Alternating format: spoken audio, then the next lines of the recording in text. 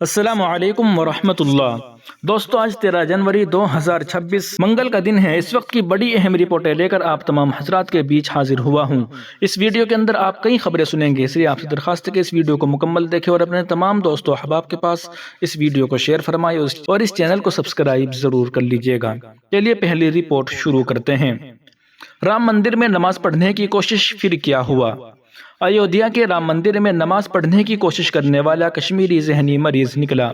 وہ 2024 سے Jammu medical college میں زیر علاج ہے۔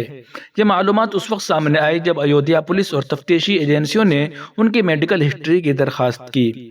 مزید برآں جموں پولیس، CRPF اور دیگر انٹیلیجنس ایجنسیوں نے بھی اس کی تصدیق کی تھی۔ کچھ بھی مشکوک نہیں ملا۔ اس کے بعد ملزم کو اہل خانہ کے حوالے کر دیا گیا۔ واضح ہے کہ رام مندر کے احاطے میں اس وقت ہنگامہ برپا ہوا جب ایک کشمیری مسلمان شخص نے رام للہ کے درشن کرنے کے بعد جنوبی دیوار کے قریب نماز پڑھنے کی کوشش کی۔ جائے وقوع پر موجود سیکورٹی فورسز نے اسے گرفتار کر لیا اور اس پر مذہبی نعرے لگانے کا الزام لگایا۔ پوچھ گچھ کے دوران اس کی شناخت جموں کشمیر کے شوپیاں کے رہنے والے احد شیخ کے طور پر ہوئی۔ اطلاع پر پہنچے مختلف تفتیشی ایجنسیوں کے اہلکاروں نے اس سے پوچھ گچھ کی۔ جموں کشمیر پولیس اور وہاں تعینات انٹیلیجنس افسران سے رابطہ کر کے اس کے پتے کی تصدیق کی گئی۔ مکمل میڈیکل ہسٹری تفتیشی افسران کو فراہم۔ تمام اداروں نے مکمل تفتیش کے بعد اس نتیجے پر پہنچے کہ ملزم ذہنی مریض ہے۔ ان کے گھر والوں نے اس تفتیش میں بہت تعاون کیا۔ ان کے بیٹے نے اپنے والد کی مکمل میڈیکل ہسٹری بھی تفتیشی افسران کو فراہم کی۔ ایودھیا پولیس نے ایودھیا دھام ریلوے اسٹیشن سے لے کر رام مندر احاطے تک تمام سرگرمیوں کی جانچ CCTV کے ذریعے کی، لیکن کچھ نہیں نکلا۔ Superintendent of police city Chakrapani Tripathi نے بتایا کہ احد شیخ کے اہل خانہ نے انہیں ذہنی طور پر بیمار بتایا ہے۔ احد کی میڈیکل رپورٹ کے بعد اسے اہل خانہ کے حوالے کر دیا گیا ہے۔ وہیں دوسری جانب مسجد کے قریب انہدامی کارروائی کے دوران تشدد، اب تک 18 گرفتار۔ الفلاح یونیورسٹی کے لیے ایک اور بری خبر۔ دہلی پولیس نے ترکمان گیٹ پتھراؤ کے الزام میں اتوار کو 2 مزید ملزمان کو گرفتار کر لیا ہے۔ پولیس کے مطابق گرفتار افراد کی شناخت فہیم اور افسانو اور شہزاد کے طور پر ہوئی ہے۔ ان گرفتاریوں کے بعد اس معاملے میں حراست میں لیے گئے افراد کی مجموعی تعداد 18 تک پہنچ گئی ہے۔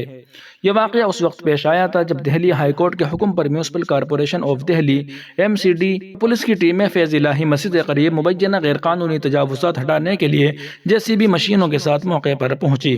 دعویٰ ہے کہ اس دوران تقریباً 25 سے 30 افراد نے پولیس اور MCD اہلکاروں پر پتھراؤ کیا، جس سے حالات کشیدہ ہو گئے۔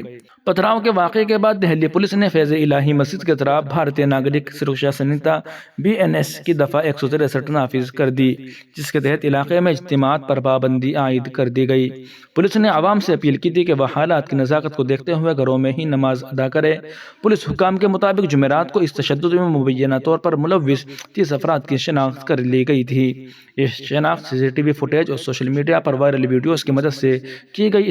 اس کے بعد باقی ملزمان کی گرفتاری کے لیے مختلف مقامات پر چھاپے مارے جا رہے ہیں۔ وہیں دوسری جانب الفلاح یونیورسٹی کے لیے ایک اور بری خبر۔ سرکاری ذرائع نے بتایا کہ ہریانہ کے فرید آباد میں الفلاح یونیورسٹی کیمپس، جو لال قلعے کے علاقے میں ہونے والے دھماکے کے بعد تحقیقاتی ایجنسیوں کی نظروں میں آیا تھا، ED انسداد منی لانڈرنگ قانون کے تحت منسلک کر سکتا ہے۔ ذرائع نے PTI کو بتایا کہ ED اس بات کی تحقیقات کر رہی ہے کہ آیا یونیورسٹی کی تعمیر کے لیے فنڈز جرائم کی مبینہ کارروائیوں سے حاصل کیے گئے تھے۔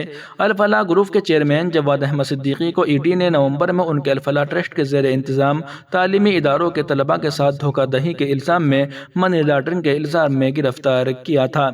وفاقی تحقیقاتی ایجنسی نے دعویٰ کیا کہ تعلیمی اداروں کے پاس تدریس کے لیے مطلوبہ درست تصدیق نہیں تھی۔ ذرائع کے مطابق جرائم کی آمدنی کے ایک حصے یعنی منی لانڈرنگ کی روک تھام کے لیے قانون PMLA کے تحت غیر قانونی فنڈز کی نشاندہی کی گئی ہے۔ اس کا شبہ ہے کہ فرید آباد کے دھوج علاقے میں واقع یونیورسٹی کی مختلف عمارتوں کی تعمیر میں استعمال کیا گیا تھا۔ ایجنسی الفلاح ٹرسٹ کے مختلف منقولہ اور غیر منقولہ اثاثوں کی شناخت اور ان کا میزان کرنے کا عمل شروع کر رہی ہے، جو اپنے تمام تعلیمی اداروں اور یونیورسٹی کا مالک ہے۔ ذرائع نے بتایا کہ تحقیقات ختم ہونے کے بعد منی لانڈرنگ کی روک تھام انتظام ایکٹ PMLA کے تحت ایک حکم جاری کیا جائے گا تاکہ جرم کے آمدنی سے حاصل کردہ یا بنائے گئے اثاثوں کو عارضی طور پر منسلک اٹیچ کیا جائے۔ یہ سمجھا جاتا ہے کہ یونیورسٹی کے طلباء کو ان کے ماہرین تعلیم کے مفاد میں منسلک ہونے کے بعد بھی بلا تعطل پڑھنے کی اجازت دی جا سکتی ہے۔ اٹیچمنٹ میں اس بات کو یقینی بنانے کے لیے کیا جاتا ہے کہ جرم سے حاصل ہونے والی آمدنی کو منتشر، فروخت یا لین دین نہ کیا جائے۔ عارضی اٹیچمنٹ کو حتمی شکل دینے کے بعد حکومت کے مقرر کردہ ریسیور کو الفلاح یونیورسٹی کیمپس کی انتظامیہ کے ساتھ بحال کیا جا سکتا ہے۔ ذرائع نے بتایا کہ اس طرح کے طلباء کی تعلیم کو نقصان نہیں پہنچے گا اور مجرمانہ کارروائی اور قانونی کارروائی جاری رہ سکتی ہے۔ ناظرین و سامعین، ان اہم رپورٹوں کو آپ سن اور دیکھ رہے تھے محسن اسلام یوٹیوب چینل پر۔